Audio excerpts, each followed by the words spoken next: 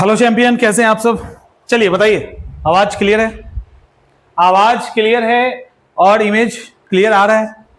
Message करो फटाफट। और कैसा रहा टेस्ट पेपर? स्कोर कितना हुआ?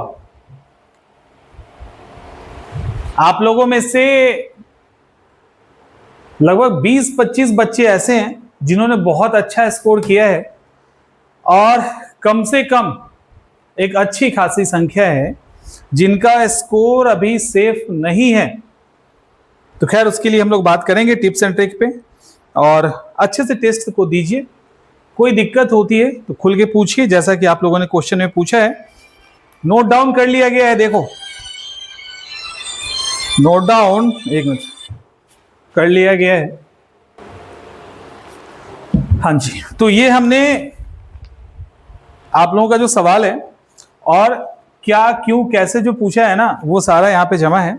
एक एक करके आपके क्वेश्चन पे डिस्कस कर लेते हैं। इन सवालों में कुछ ऐसे सवाल हैं जो आपको लगेगा कि बहुत ही सिंपल है, आपके लिए हो सकता है। कुछ ऐसे बच्चे हैं जो नए हैं तो उनके लिए आसान सवाल भी मुश्किल हो जाता है। चलिए स्टार्ट करते हैं। पहला सवाल क्लियर है ना? चलो, 13 नंबर का सवाल है। 13 नंबर का सवाल है, समझाने के लिए बोला गया है। 13 नंबर का सवाल है समझाने के लिए कि सर थोड़ा सा समझा दीजिए, तो ठीक है, समझ लीजिए। बात की गई है कि यहां देखिए, नेशनल इमरजेंसी की बात है और ऑटोमेटिकली सस्पेंड हो जाता है। वो कौन सा आर्टिकल है? यानी जब राष्ट्रीय आपातकाल, नेशनल इमरजेंसी अनाउंस होता है, तो वो कौन सा आर्टिकल है जो अपने आप क्या है, ऑटोमेटिक सस्पेंड हो जाता है? यही है ना। सभी मौलिक अधिकार, संवैधानिक उपचार का अधिकार, समानता का अधिकार, स्वतंत्रता का अधिकार, कौन सा अधिकार बेसिकली समाप्त हो जाता है? तो यहां पे कहने का मतलब ये है। अच्छा, एक चीज और ध्यान रखिएगा, आपका जो सेट है 10 सेट आने वाले हैं टोटल। 10 सेटों में आयोग जितने भी तरह से अपने सेट को बनाएगा या बना सकता है, या जो संभावनाएं हैं उसी संभावनाओं पे आधारित आपका ये सेट है। इसके अंदर क्वेश्चंस में कंफ्यूजन भी है, क्वेश्चन के अंदर ऑप्शन में भी कंफ्यूज करने की कोशिश की गई है। इसके अलावा जो क्वेश्चन का फॉर्मेट है वो भी अलग अलग तरीके से पूछा गया है। जैसे सेकंड वाला जो टेस्ट आज हुआ है वो आपके पहले के टेस्ट से, जो टेस्ट नंबर 1 है, उससे बिल्कुल ही अलग है। जब डिस्कस करेंगे तो देखिएगा, और ये अलग है, ठीक है। आंसर क्या होगा देखिए, यहां पे आर्टिकल 352 है। आर्टिकल 352 के तहत नेशनल इमरजेंसी लगता है, जिसको राष्ट्रीय आपातकाल कहते हैं। नेशनल इमरजेंसी लगता है तो इसके साथ 2 आर्टिकल और इंपॉर्टेंट हो जाता है, आर्टिकल 358, आर्टिकल 359। यहां पूछा है ऑटोमेटिक, यानी अपने आप, कौन सा आर्टिकल? तो अपने आप जो आर्टिकल एक्टिव होता है उसका नाम है आर्टिकल 358। अपने आप जो एक्टिव होता है उसका नाम है आर्टिकल 358। जैसे ही आर्टिकल 352 लागू होता है, जैसे ही आर्टिकल 352 लागू होता है, आर्टिकल 358 अपने आप एक्टिव हो जाता है। और इसके एक्टिव होने का मतलब है कि आर्टिकल 19 के तहत, ठीक है, आर्टिकल 19 के तहत आपको जितने भी तरह के राइट मिले हैं, देखो आर्टिकल 19 के तहत जितने भी तरह के आपको अधिकार मिले हैं वो सब अपने आप समाप्त हो जाता है, अपने आप। तो आपके दिमाग में आएगा कि और फंडामेंटल राइट का क्या होता है, और फंडामेंटल राइट समाप्त हो सकता है कि नहीं? तो आपको मालूम है कि किसी भी स्थिति में आर्टिकल 20+21, यानी हर स्थिति में किसी भी स्थिति में आर्टिकल 20 एंड 21 को सस्पेंड नहीं किया जा सकता। ये एक सवाल है आपके लिए कि किस कॉन्स्टिट्यूशनल अमेंडमेंट, किस संवैधानिक संशोधन से यह प्रावधान लाया गया था कि अनुच्छेद 20 और 21 को सस्पेंड नहीं किया जा सकता। तो जैसे ही आर्टिकल 352 एक्टिव होता है ना, ये अपने आप ये अपने आप एक्टिव हो जाता है, और आर्टिकल 19 के तहत जो भी फंडामेंटल राइट मिला है वो सस्पेंड हो जाता है। जैसे ये हटता है, ये अपने आप हट जाता है, यानी अपने आप शांत हो जाता है, डीएक्टिव हो जाता है, और आर्टिकल 19 अपने आप एक्टिव हो जाता है। तो आर्टिकल 19 को एक्टिव या इनएक्टिव करने में कुछ नहीं करना है, इसको लगेगा तो इनएक्टिव हो जाएगा, ये हटेगा एक्टिव हो जाएगा। तो ऑटोमेटिक यही होता है। दूसरा, ये आर्टिकल 359 है। अब लगता है हमारे राष्ट्रपति साहब को कि कुछ और आर्टिकल्स जो फंडामेंटल राइट का है उसको हमें सस्पेंड करना है। अब 19 के अलावा कोई भी ऑटोमेटिक नहीं होगा, ओनली आर्टिकल 19 के तहत ही ऑटोमेटिक होता है। तो भैया कौन होगा? तब ये आर्टिकल 359 के तहत 20 और 21 को छोड़कर 19 ऑलरेडी हो गया, तो जितने आर्टिकल बचे हैं उनमें से जिसको जितने समय के लिए सस्पेंड करना चाहे हमारे राष्ट्रपति कर सकते हैं। यही कहानी है आर्टिकल 358 एंड 359 की। होपफुली आप समझ गए होंगे। इसको हाथ में ले लेते हैं ना। आगे का सवाल, भारत के नियंत्रक और महालेखा परीक्षक को उसके पद से जिस आधार पे हटाया जा सकता है वो किससे संबंधित, यानी किसके अकॉर्डिंग उसको हटाया जाता है? संघ लोक सेवा आयोग के अध्यक्ष, उच्चतम न्यायालय के न्यायमूर्ति, भारत का महान्यायवादी या लोकसभा का अध्यक्ष। तो बेसिकली जब आप किताब पढ़ोगे तो आपको दिखेगा कि उच्चतम न्यायालय के न्यायाधीश के समान हटाया जा सकता है। सिंपल है, जो हटाने का उनका प्रोसीजर है, यानी या तो वो काम करने में सक्षम नहीं है या उन्होंने कोई कदाचार किया यानी संविधान का उल्लंघन किया है। वैसी स्थिति में पार्लियामेंट के दोनों हाउस के रिकमेंडेशन पे जैसे ये हटते वैसे ही हटेंगे। इतना आसान सा सवाल था। हाँ, इसके अंदर आर्टिकल 158 से आर्टिकल 151 तक भारत के महान्यायवादी से रिलेटेड प्रोविजन है, जिसमें हम आर्टिकल 148 पढ़ते हैं, जिसमें उनका गठन, उनका सैलरी, उनकी सेवा शर्तों के बारे में बताया गया है। तो आर्टिकल मोस्टली हम 148 पढ़ते हैं और इससे हमारा काम हो भी जाता है। यहां पे क्या दिक्कत थी? यहां क्या दिक्कत था? देखो, यहां पे सवाल है मेरे पास, नाम बड़ा अच्छा है, नाम बहुत बढ़िया है आपका जिन्होंने सवाल किया है। भारतीय स्वतंत्रता संघर्ष के उपबंध में निम्नलिखित घटनाओं में से सबसे पहले कौन हुआ था? कौन हुआ था? क्या दिक्कत है इसमें? देखो, आपका जो सवाल है ना कि कैसे इस तरह के सवालों को टैकल किया जाए, ये तो बड़ा आसान है।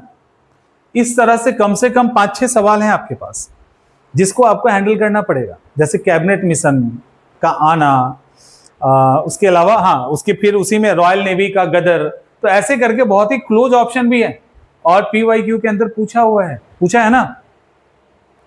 तो क्या करना है? देखो, ऐसे सवाल जो आए ना, तो इन सवालों में ज्यादा सवाल नहीं होते, क्लोज आंसर होता है ना, तो ज्यादा नहीं होता। ऐसे आपके पास हार्डली 20 पॉइंट होंगे, 25 पॉइंट होंगे जिसके अंदर आप फंस सकते हो। तो वैसे 20-25 पॉइंट जैसे आप इसके अंदर फंस सकते हैं। जैसे गोलमेज सम्मेलन हुआ था, वहां पे गोलमेज सम्मेलन के साथ साथ पूना पैक्ट होता है, उसी के दौरान गांधी इरविन समझौता होता है। तो ये सब वो सेक्शन है जहां पे दिक्कत होती है। तो जहां दिक्कत होती है उसको नोट डाउन कर लोगे, आपका प्रॉब्लम सॉल्व हो जाएगा। यहां तो कोई दिक्कत ही नहीं है। ये 1946, 1942, 1931 और 1920, यही है ना? ये तो यही है। तो सबसे पहले कौन हुआ था? असहयोग। इसको कोई उपाय नहीं है, आपको नोट डाउन करना होगा। समझ में आ गया? क्लियर है यहां तक?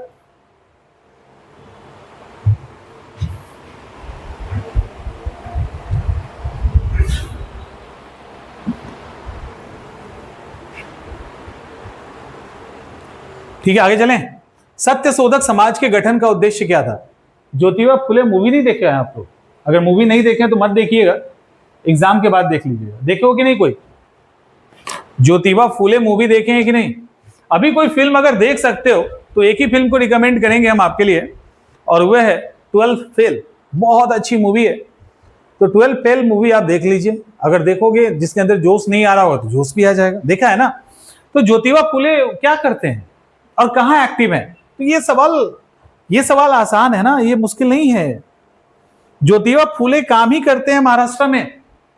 वो पैन इंडिया लेवल के लीडर नहीं है, गांधी अंबेडकर टाइप के लीडर नहीं है। वो रीजनल लीडर हैं ज्योतिबा फुले।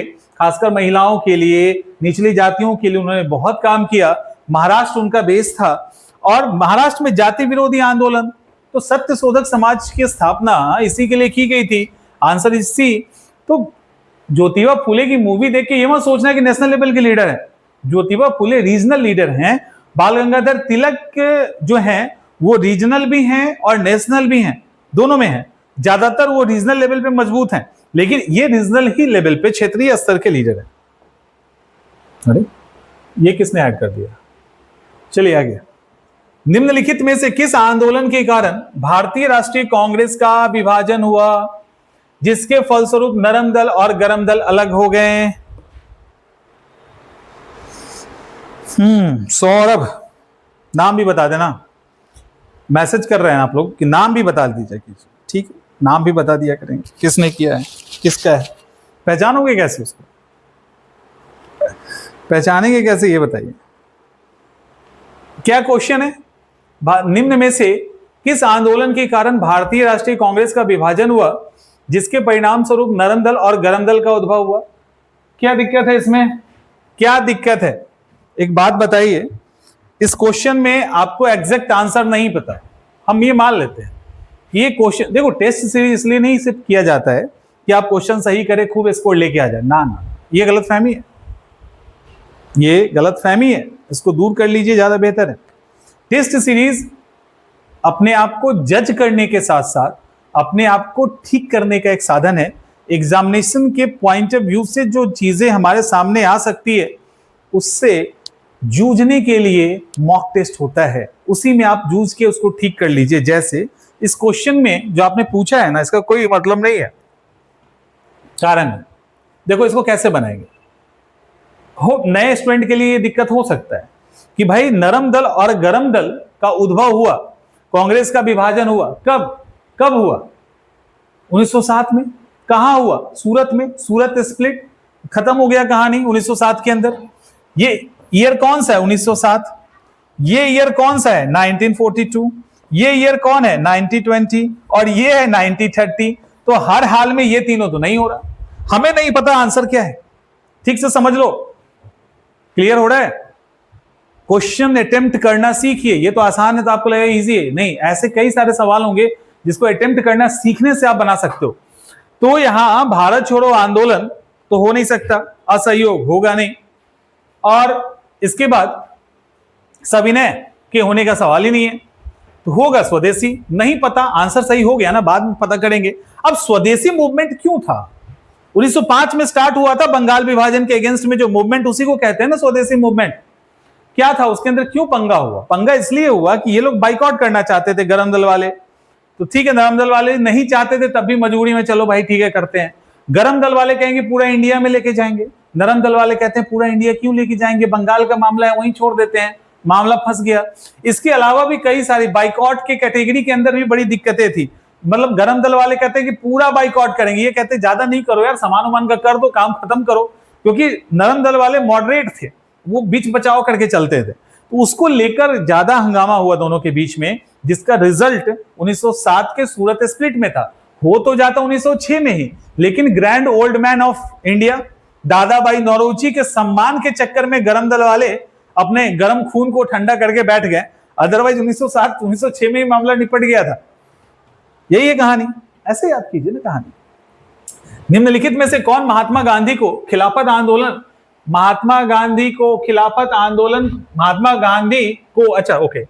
खिलाफत आंदोलन को देश की स्वतंत्रता के आंदोलन से जोड़ने के विरोधी थे? मतलब यहां है कि ये वो कौन है जिन्होंने महात्मा गांधी का जो असहयोग आंदोलन है उसमें खिलाफत आंदोलन को जोड़ने के लिए नहीं कहा, उसको एक कारण बनाने को नहीं कहा। शौकत अली, अबुल कलाम आजाद, मोहम्मद अली जिन्ना, हकीम अजमल खां। और जो अबुल कलाम आजाद बोला है, कान पकड़ के उठक बैठक कर लो, कान पकड़ के उठक बैठक कर लीजिए बढ़िया से। वैसे ये क्वेश्चन गलत हो सकता है उनके लिए जिन्होंने सही से इस टॉपिक को नहीं पढ़ा। यहां कंफ्यूजन हो सकता है, कोई बड़ी बात नहीं है। तो उनको लगा कि भाई मौलाना अबुल कलाम आजाद हैं, यही तो बोल ही सकते हैं कि एक रीजनल मुद्दा है उसको पॉलिटिकल मुद्दे से कैसे जोड़ रहे हो। बट ऐसा नहीं है।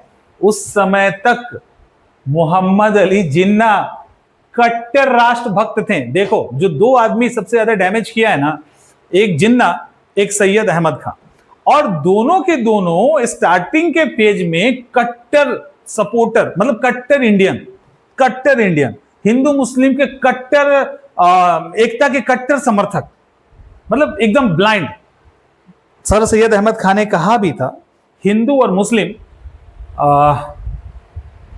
नहीं, भारत एक, उनका स्टेटमेंट कुछ ऐसे था, भारत एक नववधु के समान है और हिंदू और मुस्लिम दो उसकी सुंदर आंखें। तो ऐसे कई स्टेटमेंट उन्होंने दिए थे, मोहम्मद अली जिन्ना भी। और यहां जिन्ना गांधी से रिक्वेस्ट करते हैं कि गांधी जी, ये रिलीजियस मुद्दा है, पॉलिटिकल मुद्दे के साथ मत जोड़िए, छोड़िए इसको, क्योंकि अगर जोड़ेंगे तो सांप्रदायिकता बढ़ जाएगी और अगर ये बढ़ गया तो मुश्किल हो जाएगा। गांधी तो अलग ही लाइन में थे, गांधी तो देख रहे थे इससे अच्छा तो मौका ही नहीं मिलेगा हिंदू मुस्लिम यूनिटी का, अगले 100 साल में ऐसा मौका नहीं आएगा। गांधी जी का स्टेटमेंट है। जिन्ना समझा के थक गए, गांधी नहीं माने, जिन्ना ने छोड़ दिया। तो जिन्ना कांग्रेस छोड़ते हैं, असहयोग आंदोलन से बाहर होते हैं इसी पर्टिकुलर मुद्दे के कारण। और गांधी भी कहीं गलत नहीं थे। गांधी ने भी जो कहा कि ऐसा मौका नहीं आएगा, तो एक्चुअली में ऐसा मौका नहीं आया, क्योंकि जितना सपोर्ट असहयोग आंदोलन के दौरान मिला उतना सपोर्ट फिर कभी नहीं मिला। आगे, इनमें से कौन सही सुमेलित है? यहां पे करेक्टली मैच है। करेक्टली मैच में कौन होगा? एलोरा की गुफा शक, मीनाक्षी मंदिर पल्लव, खजुराहो मंदिर चंदेल, महाबलीपुरम मंदिर राष्ट्रकूट। आंसर बताइए, आंसर बताइए। देखिए, इसको याद कर लेना है। एलोरा का मंदिर राष्ट्रकूट, ठीक है, एलोरा का राष्ट्रकूट। महाबलीपुरम मंदिर चंदेल, पल्लव, ठीक है, पल्लव। खजुराहो का मंदिर, ठीक है, खजुराहो का मंदिर जो है वो चंदेल का ही है। और जो मीनाक्षी मंदिर है, जो मीनाक्षी टेम्पल है, ये वाला मीनाक्षी, ये पांडे का है। मीनाक्षी टेम्पल कहां पे है? तमिलनाडु में। तमिलनाडु साउथ इंडिया के अंदर लास्ट में, वहां पांडे का शासन था ना, तो पांडे होगा। तो आंसर सही है सी। और एलोरा, राष्ट्रकूट, मीनाक्षी, पांड, खजुराहो, चंदेल, महाबलीपुरम तटीय शोर मंदिर, पल्लव, राज सिंह शैली, नरसिंह वर्मन शैली, यही सब शैली है ना, पल्लव है। याद कर लीजिए, कुछ चीजें याद करने के लिए होती है, सबको समझा ही नहीं जाता है। निम्नलिखित में से कौन सा असत्य कथन है? ओके, असत्य कथन है, फॉल्स स्टेटमेंट कौन सा है बताइए। चतुर्थ बौद्ध संगति, फोर्थ बुद्धिस्ट काउंसिल में बौद्ध ग्रंथों में संस्कृत का प्रयोग आरंभ हुआ। संस्कृत का प्रयोग आरंभ हुआ। बौद्ध धर्म ग्रहण करने वाली प्रथम महिला प्रजापति गौतमी थी। बुद्ध के अष्टांगिक मार्ग के बारे में पहली जानकारी छंदों के उपनिषद से मिलता है। और बुद्ध धर्म कर्म और पुनर्जन्म के सिद्धांत पे विश्वास करता है। इनमें से फॉल्स स्टेटमेंट चुनना है, कौन सा होगा? फॉल्स स्टेटमेंट कौन सा है बताइए। 40 नंबर का सवाल है। ए, आप लोगों में से कुछ लोगों ने ए मार दिया है, कुछ ने बी मार दिया है। असत्य पूछा है ना, असत्य पूछा है ना, ठीक। आंसर क्या होगा? देखो, बुद्ध धर्म के अंदर संस्कृत का इंटरफेयर स्टार्ट हो गया और चौथे बुद्धिस्ट काउंसिल में संस्कृत का भी प्रयोग, मतलब संस्कृत को ऑप्ट किया जाने लगा। तो आंसर पहला सही है, हमको फॉल्स चुनना है। दूसरा, बौद्ध धर्म ग्रहण करने में पहली महिला प्रजापति गौतमी। प्रजापति गौतमी इनकी मौसी भी लगती थी और इनकी मां तो स्टार्टिंग में ही इनकी मां का डेथ हो जाता है, तो उसको पालन पोषण भी इन्होंने ही किया था, प्रजापति गौतमी ने। तीसरा, बुद्ध के अष्टांगिक मार्ग के बारे में पहली जानकारी बुद्ध के अष्टांगिक मार्ग के बारे में जो पहली जानकारी है वो छंदोग्य उपनिषद में कहां से मिलेगा? धम्मचक्र परिवर्तन सूत्र पहला सूत्र माना जाता है। धम्मचक्र परिवर्तन सूत्र सारनाथ में जो पहला प्रवचन दिया था उसी में दुख का कारण और दुख कारण का निवारण, उसी निवारण के अंदर यह अष्टांगिक मार्ग है ना। बुद्ध के दुख निवारण का जो मार्ग है उसी में 8 मार्ग देते हैं ना। वो दुख है, 4 नोबल ट्रुथ है, दुख है, दुख का कारण है, दुख का निवारण है, दुख के निवारण के मार्ग है। तो दुख है में तो सर्वम दुखम, सब कुछ दुख है। दुख का कारण में बताते हैं, उनका एक प्रतीत समुत्पाद है जिसको धर्म चक्र भी कहते हैं। तो प्रतीत समुत्पाद में टोटल 12 छोटे छोटे पार्ट हैं। उस 12 पार्ट को जाके एक जगह एंड करता है, उसको कहते हैं अविद्या। ठीक है, तो लास्ट में जो दुख का कारण है अविद्या है। तो कारण के बाद वो बोलते हैं कि दुख का निवारण संभव है, हो सकता है, कैसे? तब देते हैं अष्टांगिक मार्ग दुख निवारण मार्ग में सम्यक दृष्टि वाला, सम्यक संकल्प, सम्यक वाक और कर्म और पुनर्जन्म के सिद्धांत विश्वास करते हैं। देखो वैसे बुद्ध और जैन जो है थोड़ा सा मुश्किल टॉपिक है, बट बुद्ध और जैन में दिक्कत होता है, लेकिन जो उसका सिंपल कॉन्सेप्ट है उसको समझ के रखिएगा। अच्छा, ये देखो भाई, साल्ट टाइफून करंट अफेयर्स का सवाल है। साल्ट टाइफून है क्या? साल्ट टाइफून किस देश से जुड़ा हुआ हैकर समूह है? साल्ट टाइफून चाइना, ईरान, रूस, अमेरिका, किससे जुड़ा हुआ है? देखना है क्या है?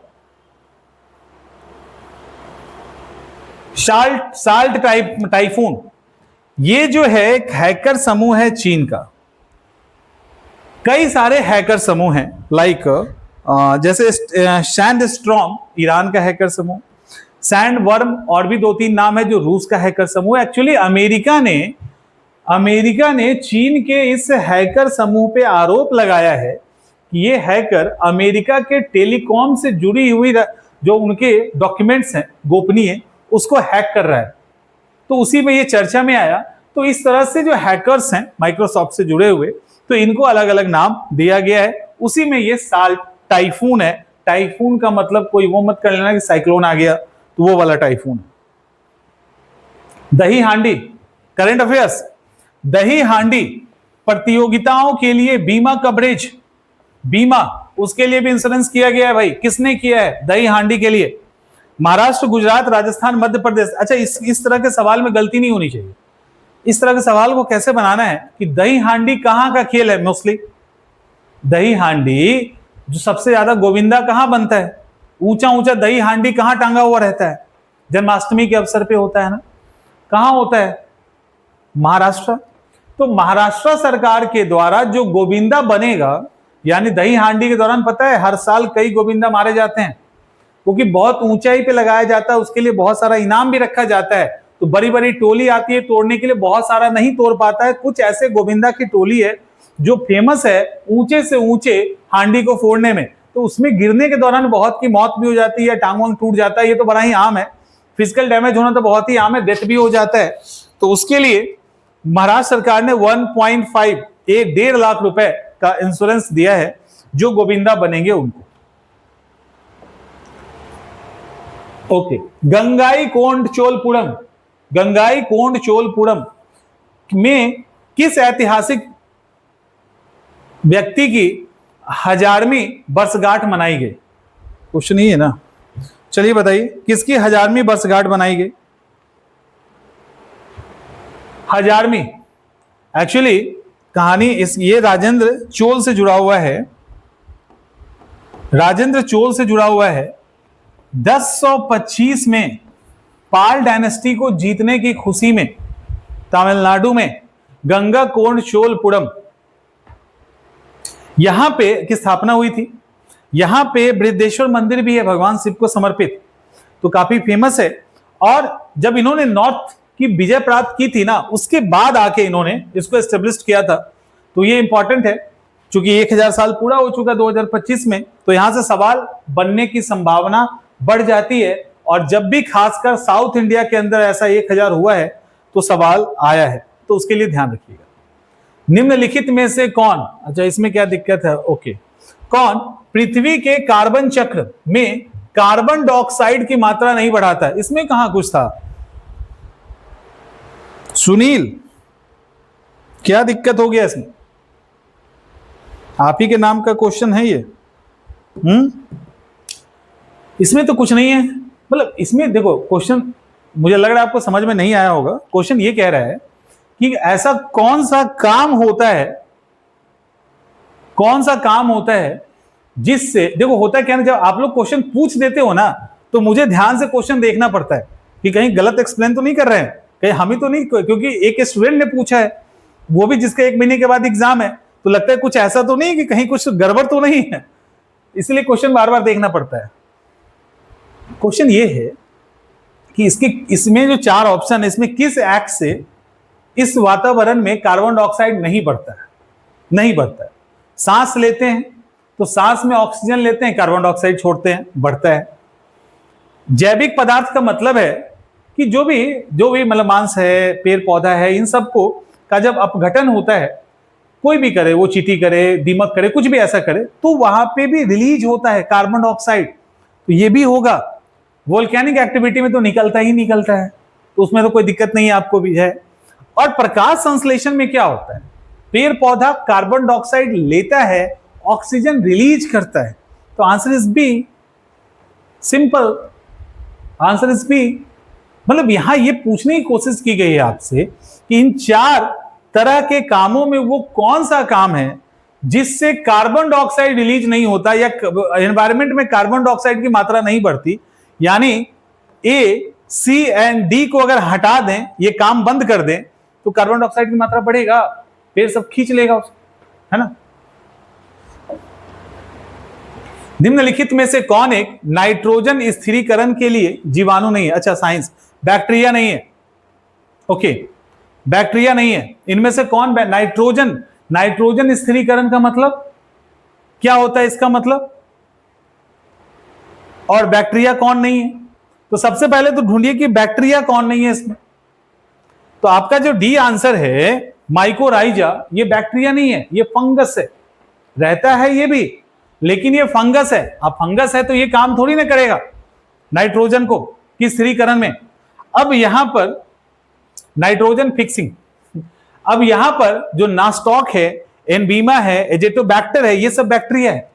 नाइट्रोजन स्थिरीकरण का मतलब ये है कि हवा में जो नाइट्रोजन होता है ना, उसको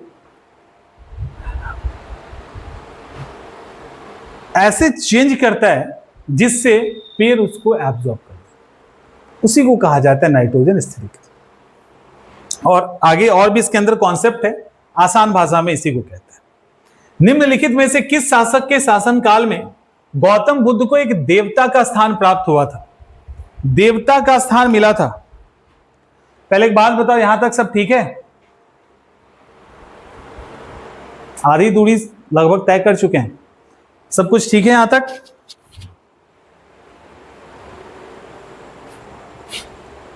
देवता का स्थान मिला था किसके टाइम में? कनिष्क के टाइम में देवता का स्थान मिला था, ठीक है। और इसमें कोई कंफ्यूजन आपको नहीं होना चाहिए। जिस तरह से अशोक कट्टर बौद्ध था, उसी तरह से कनिष्क भी कट्टर बौद्ध था। और बौद्ध सिर्फ रिलीजन को ऑप्ट नहीं किया था, बल्कि बहुत ज्यादा उन्होंने काम भी किया कि ये रिलीजन आगे बढ़े। उसमें कनिष्क हैं, तो कनिष्क के टाइम में ही मथुरा शैली है, गंधार शैली आपको पता है, खड़ी और पड़ी बुद्ध प्रतिमा मथुरा कला शैली में बना, कनिष्क के टाइम में बना। तो कनिष्क के टाइम में बौद्ध को एक ह्यूज एक्सपोजर मिलता है बौद्ध रिलीजन को, और ये एक बड़े देवता के रूप में एस्टेब्लिश्ड हो जाता है। और एक और चीज बता दें, देवकुल की परंपरा भी कनिष्क के समय ही स्टार्ट हुई थी। कुषाण के समय देवकुल का परंपरा स्टार्ट हुआ। इसी देवकुल के परंपरा के बाद मंदिरों में देवता रखे जाने लगे। गुप्ता पीरियड तक मंदिरों में देवता नहीं है। कनिष्क ने जब देवकुल की परंपरा स्टार्ट की, यानी उनके राजघराने के जब कोई लोग मर जाते थे तो उनको कुल देवी कुल देवता के रूप में स्थापित करके उनकी पूजा स्टार्ट कर दी जाती थी। समझ में आ रहा है? तो उनकी पूजा स्टार्ट की जाती थी, तो ये इंपॉर्टेंट है। और उसके बाद फिर उसी जगह पे देवी देवता आने लगे। तो ये कॉन्सेप्ट कनिष्क वाला है, ध्यान रखिएगा बस। निम्नलिखित में से कौन सा अधिकारी मौर्य प्रशासन का हिस्सा नहीं था? मौर्य प्रशासन का हिस्सा नहीं था, कौन है बताओ? अग्रहीर, अग्रहरि, युक्त, प्रादेशिक, रज्जु। देखिए ये तीनों तो हैं, ये तीनों तो हैं। ये एक तरह से ना ब्राह्मणों को जो जमीन दी जाती थी, मतलब फ्री में दान में जो जमीन दी जाती थी, ठीक है, दान में, वो होता था अग्रहर। और ये जो तीनों है ये एडमिनिस्ट्रेशन का हिस्सा है। इसमें सबसे नंबर 1 पे सी है, ये लाइक कमिश्नर, आयुक्त, मतलब मोस्ट पावरफुल पूरा मंडल के लेवल पे। रज्जुक डिस्ट्रिक्ट के लेवल पे, इनको भी जुडिशरी राइट था, बाकी रेवेन्यू भी कलेक्ट करते थे आराम से। युक्तक इस तीनों में सबसे नीचे का ऑफिसर था, कलेक्टरेट करने का काम इनको, मतलब रेवेन्यू कलेक्ट करने का काम था। रज्जुक को जुडिशरी पावर भी था। तो ये तीनों मौर्य प्रशासन का हिस्सा है, अग्रहरि नहीं है। निम्नलिखित में से किस सल्तनत कालीन शासक ने सार्वजनिक वितरण प्रणाली, कौन पूछा है? ये नाम नहीं दिया हुआ है यहां, कौन पूछ दिया है भाई? क्या है ये सवाल पूछने वाला है आपका? ये तो लुसेंट के अंदर भी दिया हुआ है। सार्वजनिक वितरण प्रणाली प्रारंभ की। अब सार्वजनिक वितरण प्रणाली को कहोगे समझाने के लिए, समझ रहे होंगे, खुरापात चल रहा होगा कुछ दिमाग में तुम लोगों के। पब्लिक डिस्ट्रीब्यूशन सिस्टम किसने स्टार्ट किया? आपको पता है, अलाउद्दीन खिलजी। आपको पता है अलाउद्दीन खिलजी ने राशनिंग कर दी। आप ये जानते हैं, उन्होंने जो बाजार व्यवस्था अपनाया उसके अंदर सबके लिए कोटा तय कर दिया और मिनिमम प्राइस पे सामान मिलता था, प्रॉपर एकदम से सिस्टमेटिक चीजें चलने लगी। तो ये क्या था? अलाउद्दीन खिलजी के द्वारा स्टार्ट किया गया था। अलाउद्दीन खिलजी के द्वारा स्टार्ट किया गया था, ये इंपॉर्टेंट है। और एक चीज ध्यान रखिएगा कि जो सार्वजनिक वितरण प्रणाली है उसके अंतर्गत ये इतना स्टॉक सामान का रखते थे कि कोई यदि आपदा या विपदा आ जाए तो आराम से ये डिस्ट्रीब्यूट कर पाते थे। तो सार्वजनिक वितरण प्रणाली केवल मार्केट सिस्टम पे नहीं था, ये जो अपने पास स्टॉक रखते थे और जरूरत पे डिस्ट्रीब्यूट करते थे, उसको भी इसके साथ ऐड किया जाता है। जब बहुत डिटेल में आप पढ़ेंगे हिस्ट्री, उसके बाद पता चलेगा। इनमें से कौन सा सही सुमिलित नहीं है? टिक मारा करिएगा, ऐसे ही नॉट लगाइएगा, करेक्टली मैच्ड जरूर लगाना, एग्जामिनेशन में दिक्कत नहीं होगी। यहां एक एक करके चेक करते हैं। दीवाने मुस्तखराज अलाउद्दीन खिलजी, सही। अमीर को ही, बिल्कुल सही। खैरात फिरोज शाह तुगलक, सही। दीवाने रियासत, ना, Alauddin Khilji. Answer is D. देखो, दीवाने मुस्तखराज अलाउद्दीन खिलजी, अमीर को ही मोहम्मद बिन तुगलक, दीवाने खैरात, दीवाने बंदगान, कई दीवाने बना था फिरोज शाह तुगलक के टाइम में। दीवाने रियासत, यहां भी ए होगा, दीवाने रियासत, ये भी अलाउद्दीन खिलजी के मार्केट व्यवस्था से ही रिलेटेड है, टैक्स वैक्स से। तो ये भी आंसर होगा अलाउद्दीन खिलजी। याद कर लीजिए, रट लीजिए, रट। 85 नंबर का सवाल है, अकबर के द्वारा बनाई गई निम्नलिखित में से किस इमारत का नक्शा बौद्ध बिहार की तरफ है? दिख रहा है, 1 2 3 4 5, बौद्ध बिहार की तरफ है। पंचमहल, दीवाने खास, जोधाबाई, बुलंद दरवाजा। आंसर क्या होगा? पंचमहल, दीवाने खास, जोधाबाई, बुलंद दरवाजा। आंसर बताइए। मैंने तो पहले ही काउंट कर दिया, 1 2 3 4 5, तो आंसर इज ए। पंचमहल का नक्शा जो है वो बौद्ध बिहार के जैसा दिखता है। और एक और चीज है, एक और है, वो ये है कि ये तो सबसे पहले फतेहपुर सीकरी में है, जो आगरा के पास है, 1575 में बनाया गया था। इसके अंदर दीवाने आम, दीवाने खास, जोधाबाई महल, बहुत सारा है। बुलंद दरवाजा गुजरात जीतने के बाद बनाया गया था। तो ये सब फतेहपुर सीकरी बहुत ही खूबसूरत सा जगह है और मैं नहीं जा पाया हूं अभी तक, और सब जगह गए बट वो जगह छूट रहा है, लेकिन बहुत अच्छा है। ये मैंने देखा और सुना भी है, जो लोग गए उन्होंने बताया भी। 1916 में मुस्लिम लीग और कांग्रेस के मध्य किसने समझौता करवाया था? किसने समझौता करवाया था बताइए, कौन करवा सकता है? 1916 की बात हो रही है, मुस्लिम लीग और कांग्रेस के मध्य समझौता कौन करवाएगा? Bal Gangadhar Tilak, Gopal Krishna Gokhale, Annie Besant, Jawaharlal Nehru? Answer क्या होगा? आंसर क्या होगा?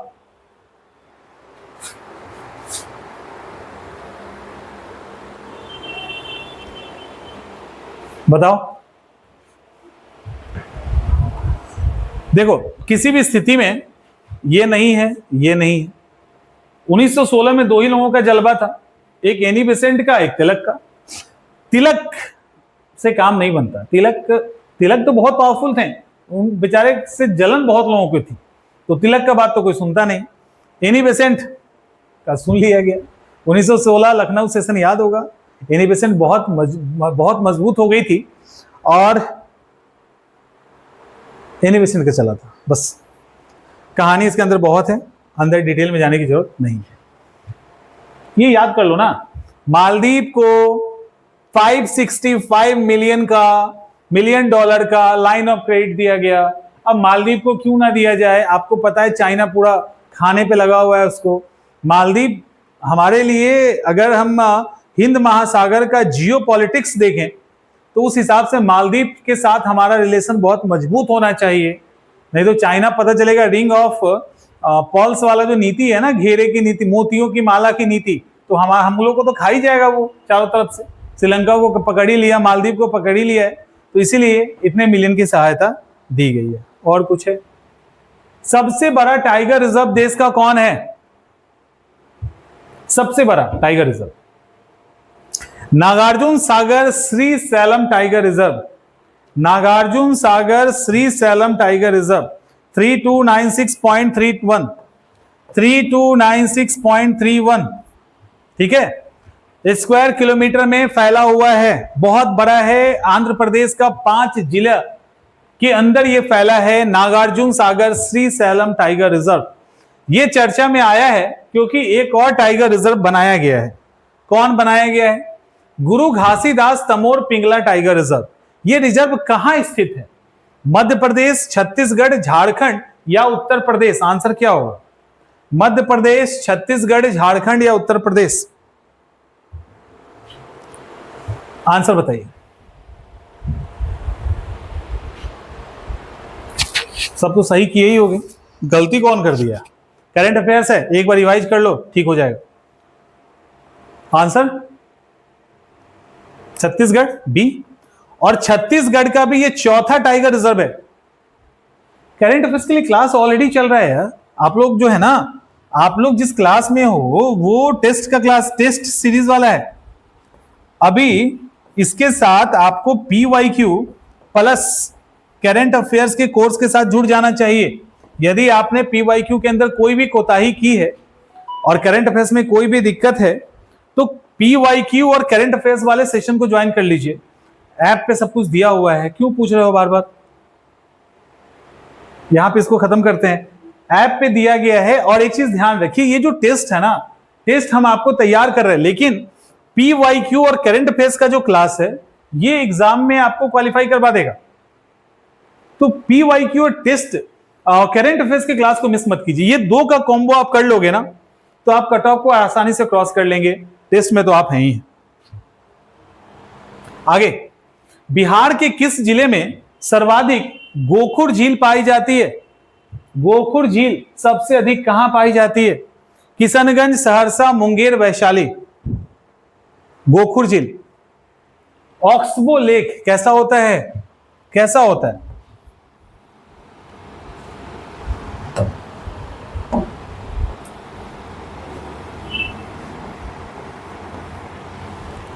ऑक्सबो लेक कैसा होता है? देखो कैसा होता दिखा।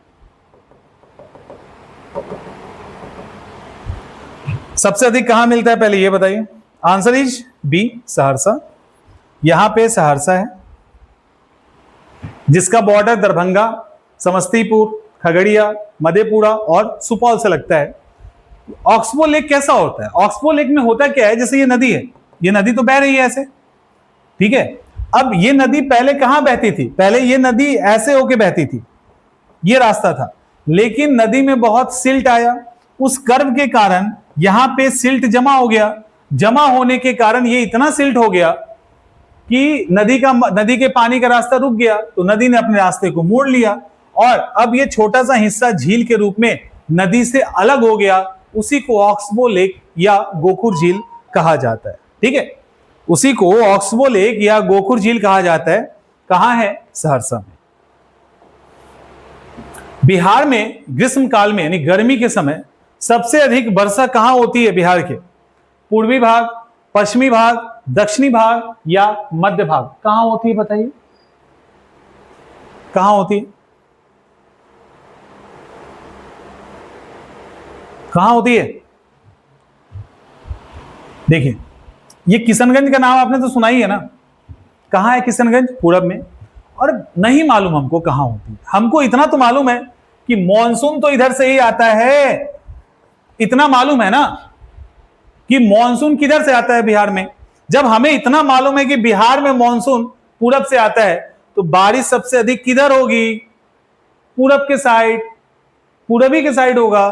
सिंपल कॉन्सेप्ट, नहीं आने के बाद कॉन्सेप्ट काम करता है। कर गया कॉन्सेप्ट, पूर्वी भाग। कोई काट दे तो बता दो, तो आंसर इज ए।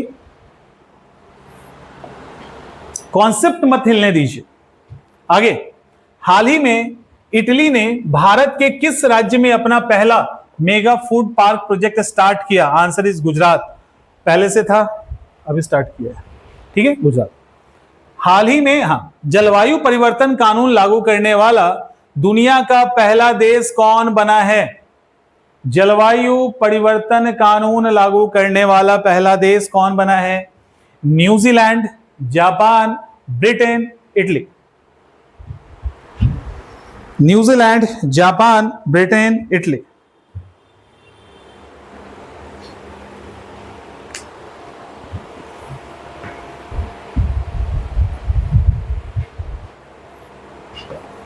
ए, देखो, ये जो क्वेश्चन आपका है इसके अंदर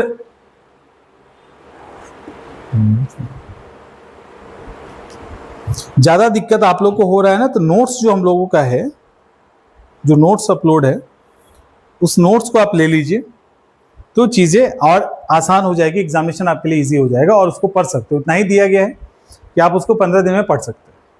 हाँ, तो न्यूजीलैंड, और न्यूजीलैंड ने क्या किया है? न्यूजीलैंड ने बोला है कि जो भी कंपनियां हैं, वो क्या करेंगे, वो जलवायु परिवर्तन से रिलेटेड भी रिपोर्ट तैयार करके देंगे कि उनके काम से जलवायु को कितना नुकसान हुआ, क्या अच्छा किया, क्या बुरा किया, ये भी रिपोर्टिंग उनको करनी है।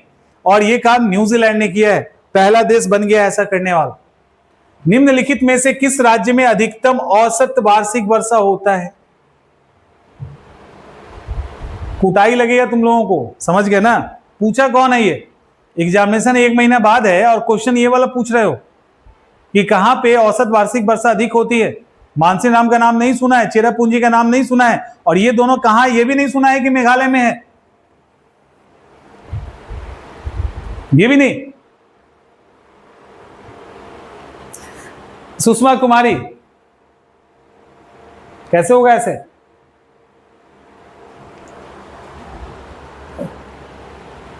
निम्नलिखित में से किस प्रकार की मिट्टी चाय बागानों के लिए उपयुक्त होती है?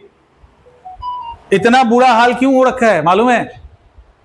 2 दिन से ठीक से सोए भी नहीं है और आगे के 2 दिन सोने वाले भी नहीं। और हमारे साथ जो लोग काम कर रहे हैं उनकी भी स्थिति इतनी ही खराब है। वो तो काम कर रहे हैं अपना, हमको तो यहाँ चिल्लाना भी है ना? तो स्थिति खराब इसलिए है क्योंकि आप लोगों के लिए करंट अफेयर्स फाइनल स्टेज में है, वो तुरंत हमको देना है।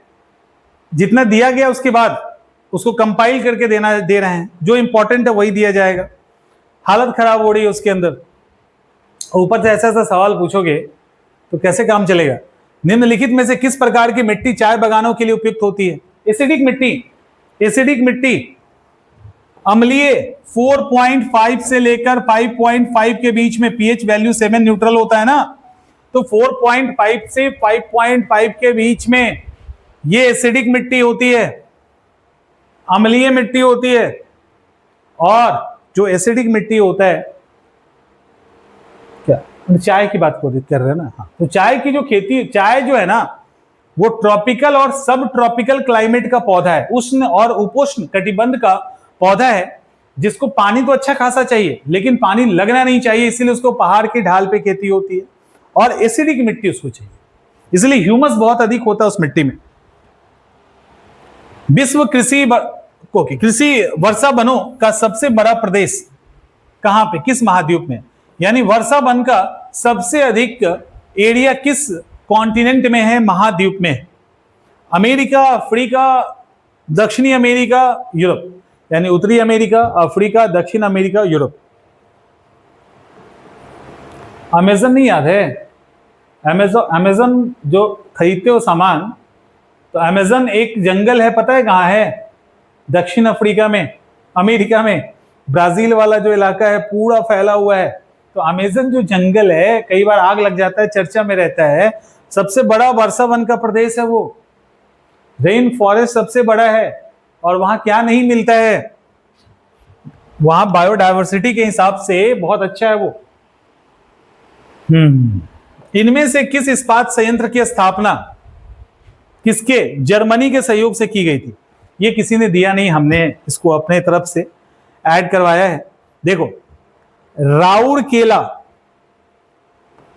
राज कोड है इसका, और ये मेरा कोड नहीं है, हमारे शिक्षक टीचर ने सिखाया था, और किस किस का ये हमको नहीं पता, हमारे टीचर ने जो सिखाया वो हम बता रहे हैं, हो सकता है उन्होंने भी मार्केट में जो चल रहा होगा वो सीखा होगा।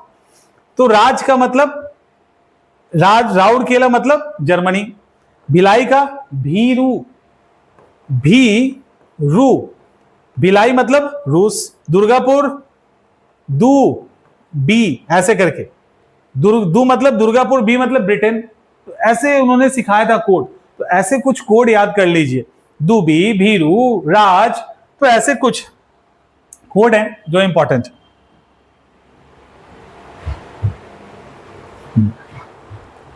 किसी स्थान का मानक समय निर्धारित करने के लिए का जो आधार होता है वो क्या होता है? किसी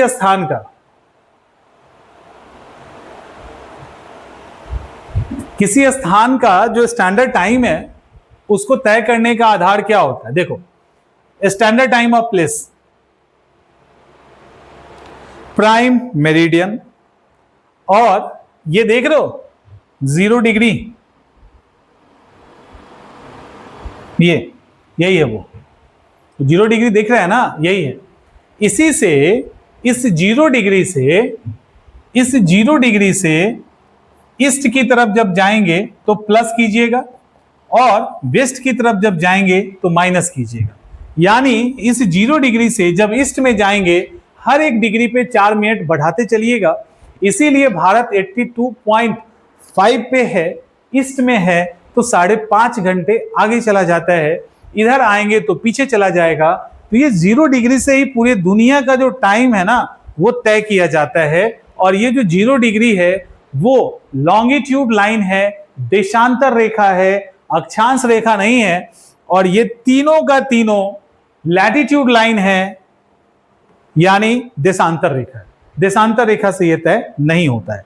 देशांतर रेखा से जो तय होता है वो ट्रॉपिकल, सब ट्रॉपिकल, टेम्परेट या पोल, तो उसको हम लोग कटिबंध जोन जो होता है ना वो तय करते हैं। निम्नलिखित में से कौन सा जल डमरू मध्य अंतरराष्ट्रीय तिथि रेखा से सर्वाधिक निकट है?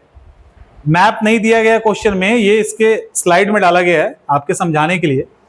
ध्यान रखना कि क्वेश्चन ये वाला जो है ना इंपॉर्टेंट है, क्योंकि अभी हाल ही में ये कमचटका में डिस्टर्बेंस आया था, भूकंप आया था। ये कमचटका, ये देखो निकला हुआ रूस का लास्ट वाला हिस्सा,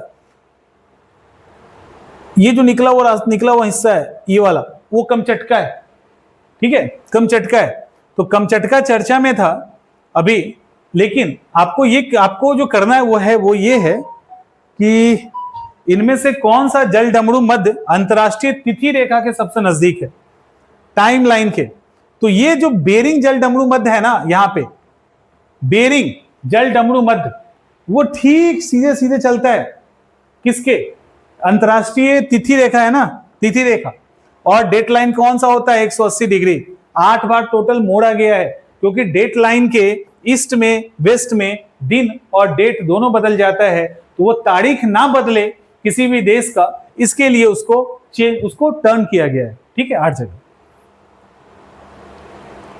निम्नलिखित में से किस स्थान पे वार्षिक तापांतर, पूरा कॉन्सेप्ट वाला सवाल है, इस पे पूरा क्लास होता है। वार्षिक तापांतर न्यूनतम होता है, सुनील कुमार, वार्षिक तापांतर न्यूनतम होता है। न्यूनतम कहां होगा? 0 डिग्री न्यूनतम होगा। 0 डिग्री न्यूनतम होगा। ठीक है, इंडिया के नीचे से निकलता 8 डिग्री वाले से। 0 डिग्री न्यूनतम होगा। क्यों न्यूनतम होगा? क्योंकि यहां सालों भर सूरज सीधे चमकता है। दिन में खूब गर्मी, दोपहर 2-3 बजे के आसपास रोज बारिश, शाम के टाइम में भी क्लाइमेट गर्मी रहता है, तो बहुत ज्यादा अंतर नहीं होता, क्योंकि सूरज यहाँ पे सालों भर एक ही पोजीशन पे होता है। हमारे यहाँ नहीं है कि जाड़े में निकल गया कर्क रेखा, मकर रेखा पे तो बड़ी मस्ती में कर्क रेखा वाले हैं, फिर कर्क रेखा पे आ गया तो बेचैनी पड़ी है, तो वो नहीं होता। यहाँ सालों भर का कंडीशन एक ही होता है। तो चूंकि टेम्परेचर, दिन और रात के टेम्परेचर में कोई खास अंतर होता है, बहुत नहीं होता, तो उसी और जैसे जैसे ऊपर की तरफ जाएंगे ये अंतर बढ़ता चला जाएगा, तो यहां पे ये अंतर सबसे कम होता है। और कोई सवाल है क्या? छोड़े आखिर तुम लोग, चलो इतना सवाल हो गया। कोई और सवाल है तो बता दीजिए। जो भी होगा एक्सप्लेनेशन के साथ आप ग्रुप में, आप व्हाट्सएप नंबर जो दिया गया है ना, उस पर डाल दीजिएगा। आ जाएगा, हम लोग डिस्कस कर लेंगे। नहीं आएगा, डिस्कस नहीं करेंगे, क्योंकि 1 to 150 क्वेश्चंस डिस्कस नहीं होगा। डिस्कस होगा जो आप सवाल भेजेंगे, जिस कारण के साथ भेजेंगे, क्योंकि समय काफी कम है आपके पास, हमारे पास भी उतना ही कम है। ठीक है, लेकिन आपका समय कीमती है, तो बर्बाद नहीं करेंगे। जो काम का होगा वही काम किया जाएगा। खुशी के लिए काम नहीं किया जाएगा, जो इसकी जरूरत होगी उसके लिए काम किया जाएगा। ठीक है, तो इंपॉर्टेंट सारा डिस्कस हो चुका है। कंफ्यूजन सबका क्लियर है? अरे को उसमें चले जाओ, जहां से इस कोर्स को परचेज किए हो ना, वहीं पे करंट अफेयर्स भी नीचे में मिलेगा। स्क्रॉल तो कीजिए, नीचे में होगा, वो पहले से क्लास चल रहा है। PYQ नीचे में होगा, तो PYQ करंट अफेयर्स का जो क्लास है वो नीचे में है, स्क्रॉल करके ऐड हो जाइए। क्लास ज्वाइन कर लियो, तब भी कैसे ज्वाइन करेंगे ये पूछ लो, बताओ। अंतर समझ में आ रहा है ना? तो ये अंतर अभी लंबा समय है ना, इस समय तक अंतर हम लोग खींच देंगे पूरा। अभी आपके पास समय है, 1 महीना है समय, 1 महीने में पूरा खींच के इस पार से उस पार कर देंगे। और इस 1 महीने में अगर आपने सही तरीके से PYQ का सेशन, करंट अफेयर्स का सेशन और ये टेस्ट दे लिया, तो रिजल्ट से कोई नहीं रोक सकता है, क्योंकि आपको गाइड हम कर रहे हैं। और जब हम कर रहे हैं और अगर आपने सुन लिया, तो प्रीलिम्स का रिजल्ट निकालना इतनी बड़ी चीज नहीं है, हंसते गाते निकल जाएगा। चलो मिलते हैं नेक्स्ट डिस्कशन में। आज का टेस्ट कैसा रहा? क्वेश्चन ठीक था? कौन है ना, डर, कभी कभी डर लगता। क्वेश्चन ठीक था? अभी तक नहाए भी नहीं है, अब जाके थोड़ा सा फ्री हुए हैं तो नहाएंगे, ये हाल है। ठीक था क्वेश्चन?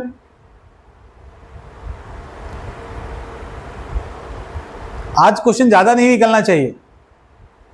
जो कंफ्यूजन होगा बता देना, शर्माने की जरूरत नहीं है। मैंने बोल दिया कि ज्यादा नहीं निकलेगा तो, क्योंकि हर एक स्टूडेंट का तैयारी अलग अलग हुआ है ना। देखिएगा मोस्ट नहीं निकले। आज का टेस्ट देने में बड़ा मजा आया होगा, टेस्ट 2 में ज्यादा मजा आया होगा, 3 में दिक्कत होगी। आप लोगों को पूरी तरह से इस टेस्ट में ना हम ट्रेंड कर देंगे। ये नहीं लगे कि आयोग ने ऊपर से नीचे, नीचे से ऊपर उतारा या ऊपर से नीचे उतारा। जहां भी आयोग आपको डालेगा ना, बढ़िया करके जाओगे, इस 10 टेस्ट में ही आपको तैयार कर दिया जाएगा। कोई और कंफ्यूजन किसी को तो बताइए। मिलते हैं हम लोग नेक्स्ट सेशन में।